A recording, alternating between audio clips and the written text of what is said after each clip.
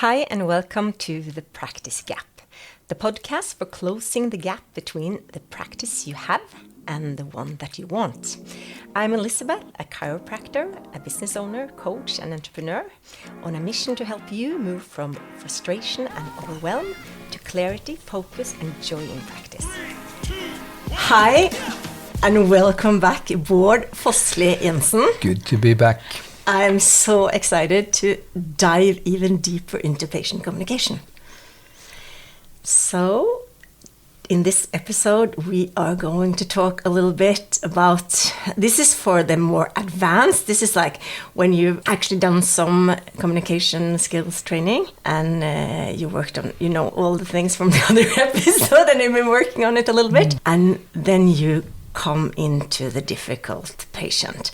And when I say difficult, as an example, how do I handle a patient who comes in? She's super skeptical. She's coming to me. I'm only here because my friends said I had to go. I've had this pain for so long. I'm so sick of tired of treatments. I'm sick of tired of the pain. And I kind of don't even want to be here. Yeah, my parents sent me, or NAV sent me, yeah. Where do I even start? Where do we even start? And I think we can do this episode very practical then. And I'm glad you say that this is sort of for advanced. The reason we say that is that nothing of what we'll talk about today will work unless we have a foundation that is the basic communication skill that we already talked about. But when we have that, even that is sometimes not always enough. And that's when it's good to have some tools that we can add on top of that. And that's something that I've been thinking about, and maybe we could try to structure that into 4 tips in a way. Okay. 4 tips when you're stuck with a patient. Yeah, more or less. Yeah. And it's too late when you're stuck. You have okay. to. You have. Yeah. So we start straight away. Yeah. So earlier we talked about the importance of greeting the patient, maybe know their name and present yourself, apologize for waiting, and have some kind of small talk. Not everyone is open for that, for small talk, for example. So what I suggest then is, as soon as you've sat down, I don't have any articles on this. This is how I do it in my practice. Some of your listeners have other ways of saying that. Feel happy to send them to us, or at least make your own phrases or use your own words. So now I'll just explain how I ask my patients a few things. One of the first thing I say as early as I can, when I understand that they would really rather be somewhere else than in my office, I tell them, okay, I've seen in my notes here that you've had this headache for weeks and months now, and I can also see that you've had some other pains. Since this is supposed to be a cooperation between you and me, there has to be some kind of balance between us. So, and since I know a bit about what you've been at least going through, my first question is, what do you want to know about me? And the reply will normally come in 2 categories. Either they'll know a little bit, but they're normally, I'm a pediatrician, so the youths and youngsters normally aren't that interested, so they'll say, you're a doctor, aren't you? Or, yeah, we've heard that you worked with these kind of problems before. And then we can acknowledge that by say, so you come prepared. I like that. Yeah, I like that. So we can acknowledge them for that. Or they'll say, when I say, so what do you want to know about me? Or what do you know about me? They'll say, nothing. And then we'll say, well, then it's pretty courageous of you to come. And the signal is simple, and I think it's just fair. We want to be able to ask them very specific questions, and just to show that we're on the same level here. You can ask me, and they're not that interested. They'll say something, you are a doctor, aren't you? Have you seen this before? Maybe how long you've worked here, something like that. But it's just opening up that space that I find giving. Then I often ask them, because I'm afraid they've often been to other healthcare professionals, a lot of them, and by definition, since they're sick and tired of everything, not everything has gone as hoped. And of course, I'm worried that I'll step into some of the same faults that my colleagues have done. And to ask that and also show them that I'm not perfect either. I ask them a very specific sentence, and that sentence I've actually practiced. What we're looking for is there any mines we could step on? Mm-hmm. Except that we don't use those words because that is aggressive language, and we should stay away from that simply because when you use language like that, like mines or bullet points or other war rhetoric words, we know that actually affects our own empathy. Mm. And instead we want to use words that strengthen the relationship. So I'll ask them, before we start, let me just ask you, is there anything I can say or do that will not strengthen your trust in me? And often they'll say, what was that? And I'll just repeat it. Is there anything I can say or do that will not strengthen your trust or faith in me? And it's simply because they'll say, yeah, if you say this is just only in my head, then we're out of here. Then we can say, yeah, okay, thanks for saying that. I won't say that then, okay? And it's simply because I know that there are things that can be hard to talk about. So you ask them to say the thing that you shouldn't say. Yep. Perfect. Simple. And you say no. Or they don't want to hear again. Or they wouldn't like to hear. And they'll say, yeah, no, I don't think so. And then we could just say, okay, but if you can notice that I'm sort of approaching something that you think I'm not, that's not helpful, give me a hint. Mm-hmm. And then we have a deal on that. And that gives us a license to ask about almost anything. That's a good one. Mm-hmm. And then they have told their story lots of times. And still we need them to tell it to us as well. It's not enough reading the papers, right? Because there's obviously something in the papers that hasn't come out. There's something that isn't in the papers or the journal. And to say that, okay, you probably told this a lot of times before. I'd really appreciate it if you could tell me as well. And the question this time is still a bit different. So listen carefully, because it's a complex question, so we want them to actually listen to it. And I often have to ask this twice as well. And I'm not sure if I'm good enough communicating that, if I have to ask something twice. And it's still as far as I've gotten, so I'm open for input.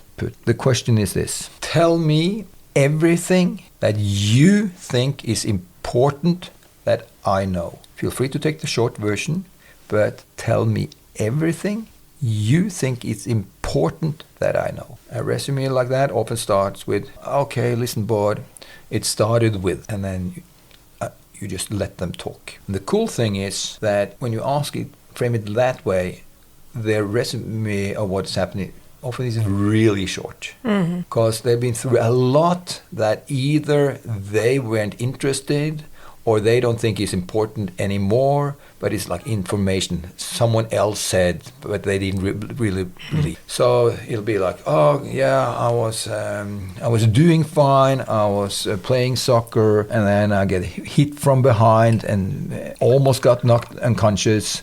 No one believed me, but then we went to the doctor, and it was actually a sprain in my vertebra, one of my vertebrae.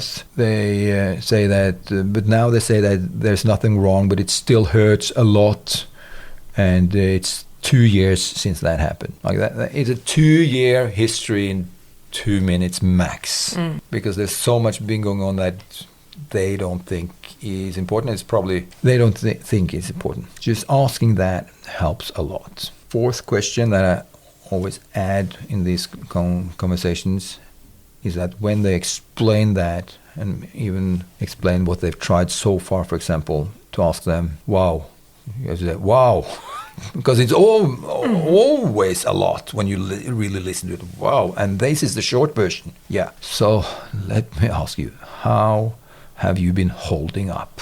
And that is often when you can see that you can hear them breathe out, because that's the first time in months or years that someone has given them credit for all the work they put in and all the pain they've been through. But it feels so hopeless to have this pain. All the grown-ups, all the healthcare practitioners do everything they can, and it doesn't help. So they feel so miserable. Often, at least when you have parents here, that's when the first tear comes, because it's the first time their kids have had any credit for everything they've been through. So those 4 questions, like, what do you want to know about me? Is there anything I could say I do that won't strengthen your trust in me? Tell me everything you think is important that I know. Take the short version and ask them how they've been holding up. That's good. It's yeah. You don't you think? Yeah, I was just, and also that how have you been holding up? Just even me listening to that question for you, it's a very powerful question. It makes you want to think about how am I? Yeah. And I'm not even that patient, but it's a very powerful question. Yeah, and you get some bonus out of that simply because they have been holding up with some, they have resources. Because normally they say, no, you have to. We say, and then we just say, no, you don't. Yeah. But you obviously have. Yeah. But the point is, it really takes a lot of resources to go in pain. Yeah. Month after month, year after year. My job is to give them something that they don't already have. Asking for the resources gives us their strategies, and then you can tell them, well, and most people, they say, well, you have to just soldier on and clench your teeth. And so some version of willpower, that's what most use. And then we can say, okay, yeah, willpower is a good thing. Can be. It can also be a bit too much if you're never able to stop. Willpower is a good thing. And I can tell you already, I don't think I can teach you anything about willpower. It sounds like you're fully educated in that. What I suggest we do is that we discuss other things that other people use who's been in similar situations. And if you're interested, I can show you that. So we give them credit for their resources, and we show them that this will still be something else then. Just to check that I understood you, the third question was, what do you think is the most important thing that I already know? No, tell me everything you think is important that I know. Of your whole story. It's just an analysis. That I know from the journal, or do I not know? Oh yeah, it's a good thing you ask. The important thing is that what they're often used to is that I've had all the papers and I've read through it, and I'll they give them a resume. Yeah. But that gives a very bias on what I already think. Yeah. So I really don't want that. I want their story, and I want their story from their perspective. So the question is that if you're my patient, I say, go back to when your body work the way it's supposed to be, like when you're healthy, if you can remember that, okay?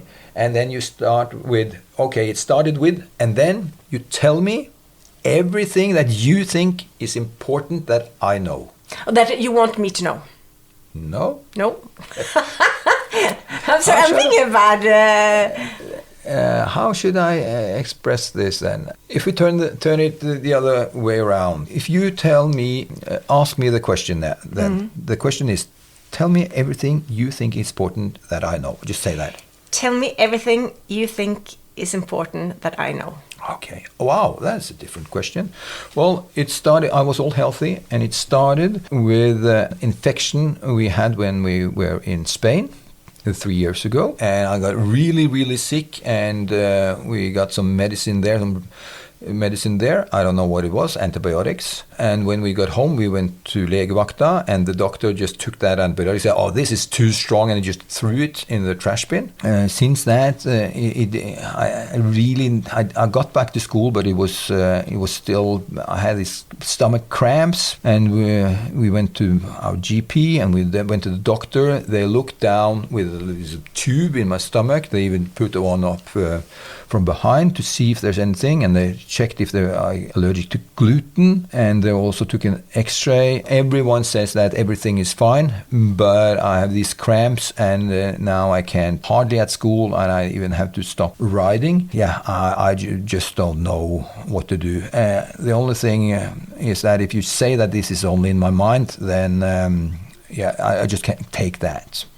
That's a version from my perspective. Everything that's been going on, and it's important to know that. So much of the information that's in your journal that is not important to me. Yeah, perfect. Thank you. Better? Just, I don't want to miss anything. No. I love it that you ask like that, because these are complex matters, and it's not intuitive for many of us. Yeah, and it's kind of like I had to listen. It's almost hard because now I need to always write down when I learn something or to practice, and just I need to sit back and write down because the structure of the sentence is kind of off because it's not what you expect, and which is very cool because you actually have to use different brains of your brain. Yeah. Cool thing is that you can even listen to it on a podcast episode. I know. I will listen. I love to. I listen to this many times. And okay. And so now we've gone through the difficult. Who's like tired. We've been through everything. Then I have a question about the quiet patient. Example: 15-year-old boy coming in with his dad for his treatment, and you are saying hi. How's the day going? And it's like there's like impossible to get a word out of this person. What do you do? Yeah, that's a pretty standard one. It's impossible. And I met these many times. It can be really, really hard. But what I learned that when people ask me then, so what have you tried? What have you tried to get them to talk to you? And I would say, no, I've tried both open-ended questions and tried to be silent, and it didn't work. And then they'll say, yeah, so what else have you tried? I said, no, but I've tried a lot. Yeah, but have you really tried? I've tried everything. Turns out when we go back, what have I tried? I haven't tried everything. I've tried maybe one or two things. Grown-up language, everything means 4. I've tried maybe 4 things. In my experience, we haven't tried doing everything as we've talked about in the last couple of episodes together in combination. So what do we do? Because now we're talking about when they have someone else in the room as well. The effect we are after is that they have to open to us. They need to trust us in some way, but to trust us, to start trusting us, they have to start liking us. Here we have, so it does help that you know the name, for example, that you present yourself, that you apologize if people have been waiting, that you ask them, okay, so what do you want to know about me? Even if they don't reply, trust building, just that you give them the opportunity and control to either say something or not. And still, sometimes, if they have the parents there, the parents know, because they've been through this a lot, so they know that the doctor will ask the patient, and the patient will go quiet, and there'll be an awkward situation. So they knight armor, and they save them from that situation, for example, by answering for them. And it could be even when you're out in the waiting room, I say, hi, I'm looking for Christopher, and the dad will say, yeah, that's us. So it starts there, and then we're looking for another effect, because then we have to even out the dynamics between them, because this will never work, this cooperation or treatment, when he's going to take responsibility for example, getting up in the morning and go do his exercises, or what do I know? How could we expect a 15-year-old to take responsibility for that if he doesn't even have to be responsible for answering to his name? So then we have to adjust that straight away. And then it, of course, helps that you can show that you have good time, plenty of time, and you are calm, because it's better to be calm than sort of lively and funny. But still, you have to correct then that dad then right there and then. For example, by saying, when you say, I'm looking for Alexander, and the dad goes, yeah, that's us, and then be able to say, that is strange. Are there 2 Alexanders here tonight or today? Or that doesn't sound like a 15-year-old. Give that short correction. And then they'll look up at you. And then you'll have the connection, and then you can build from there. And how about the one who has been to see you, like if you have a treatment plan with a 15-year-old, and he's been back to you many times, and he still doesn't talk. What are, like, just have a follow-up consultation. Yeah.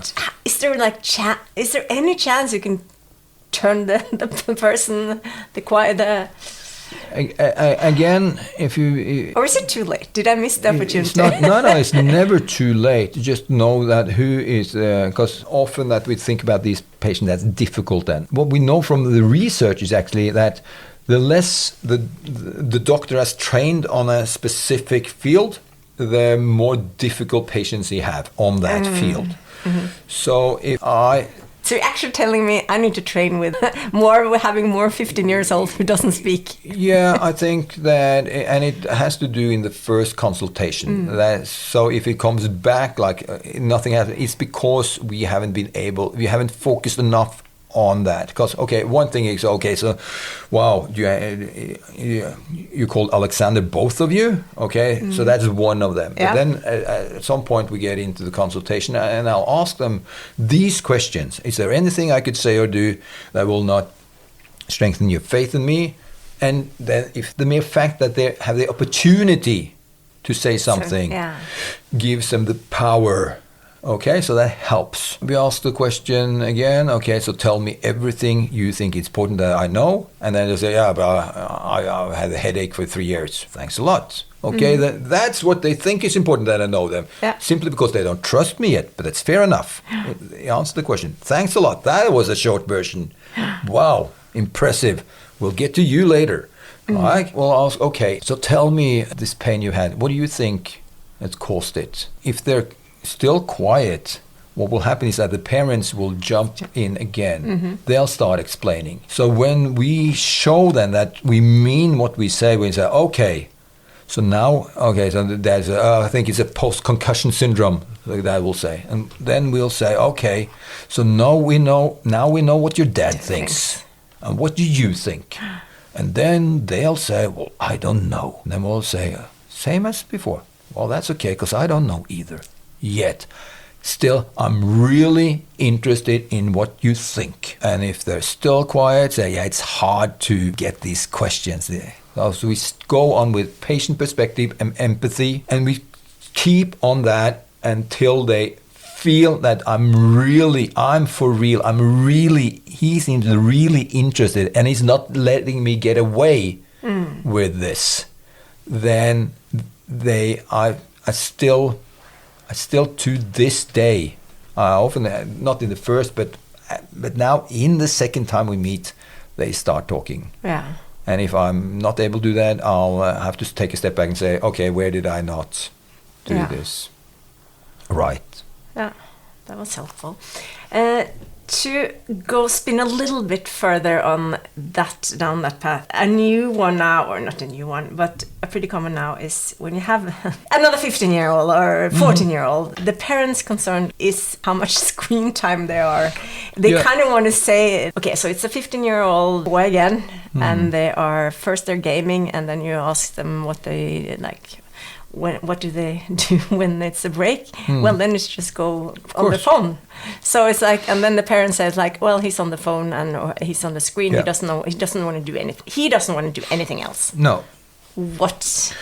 Yeah, and we could. I've just. This is again the way I run my practice. People research it way more than I have, and I just come to the conclusion that you have to go with the flow. If I'm to go into that, I'm skeptical of screen time and we should have it down to 3 hours. So I'll lose them already. I've just learned to take a different approach. They have to trust me before I can come with any advice at all, especially teaming up with the parents. So it's more like I don't have a good answer to that question. I still have a sort of a different method. And the method comes back to when we say, okay, so now you have this for 4 months. How you been holding up? And they say, I don't know. Well, I don't know either, but you must do something. Yeah, I look at TikTok, I'll say. Or I watch series on Netflix. Okay, wow, so you're able to do that. So I guess that helps in a way. Yeah, in a way. That is cool. We're already halfway there, because you know it's not real when you look at the screen. You know it's, so you have to be good at imagining things. It's like being in the movie. Or in gaming. So you have to be really good at imagining things. And that's fantastic, because what most people don't know is that when you imagine things, that's when your brain actually relaxes. And when your brain relaxes, that's when it's open for change. Well, you already know this. It sounds like you haven't used it to get rid of your pain yet, but we're already there. I'll embrace the gaming and turn it into some kind of skill that they already have, and then we'll use the same ability they have to imagine things when they're gaming, and use that when we want them to relax their brains in a way when we start modifying pain or the motivation or the fatigue or whatever. So I embrace the gaming instead of going into that discussion of how long time, because I've never been able to get anything fruitful out of that. Well, thank you, Bård. My brain is exhausted. So that's brilliant. So if I now try to sum up where to start with the the quiet. Where did I even start? First the skeptical. Okay, so first we have the skeptical, and then the quiet one, and then the gaming. So we'll see what I can actually be able to sum up. The big take-home message is you need to know all the basic structure. Because when you have the basic structure, when you meet a difficult or a new situation, you have to have the basic building blocks to just even build on top of that. And then we got 4 questions, really good ones that we all need to write down and practice. I've even written it down myself here.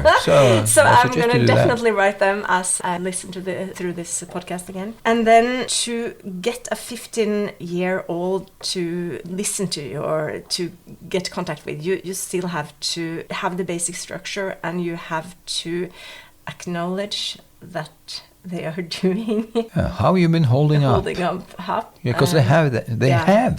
They're here today. So. And you still want their perspective, and then when the parent starts talking to them, it's like, oh, now we know your dad's perspective. Yes. Let's hear what you think about it. Yeah. Oh, that's interesting. What do you think about history? I mean, and then you have the possibility to team up.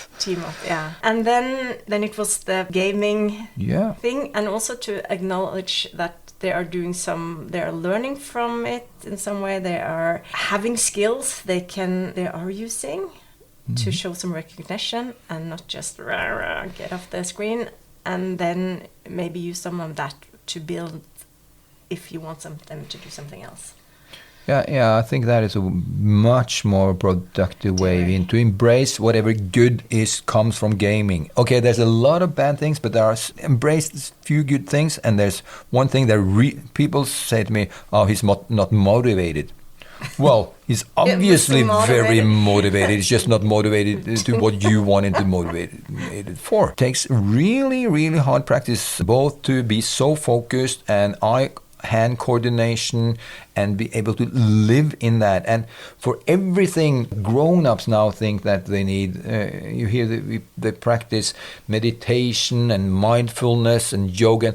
Everything, the core of all of that is relaxing the mind. And the relaxing the mind has to do with imagination, focused attention, as it's called. And that's exactly what the kids are doing when they're gaming. So we use that as a stepping stone into how to use their skills in relaxing the mind and their imagination to change what the problems have been. Yeah, just embrace that screen time. Go with the flow. Perfect. Go with the flow. I can like that. 2, you have written a book. I have it in front of me. It's Norwegian. Does this come in English? I wish. Not yet. I think that's fair to say. So he has, for all the Norwegians out there, it's called Communications with Patients. It's Trond A. Mjåland and Bård Fossli Jensen. It's really good. Any other resources where, if I'm I just realized I know nothing about patient communication. I just want to become super, super good at it. Where should I even start? Or is this another? This is a welcome.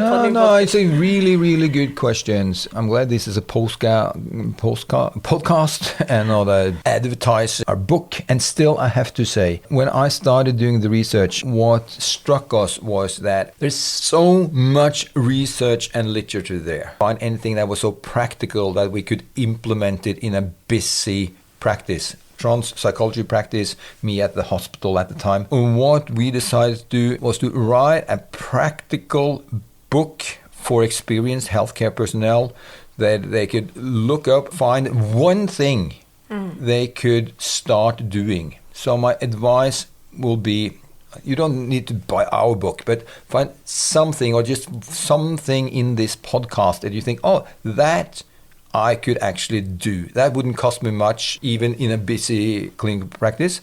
And just start doing that. Start with one thing. Because the good thing is you don't need more books or articles or YouTube videos or podcasts, because now you have this one. It's all there. What you need is practice. And the good news is we all have so many patients that we can practice on.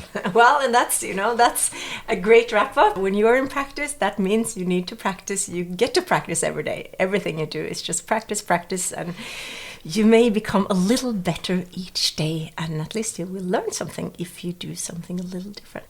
Thank you so much. It's been a joy. I could probably talk with you for 2 more weeks, I think, because you have so many good things to come, and I'm so happy that you have been here and sharing all your knowledge with us. It was good fun, wasn't it? Yes, it was. Okay, bye-bye.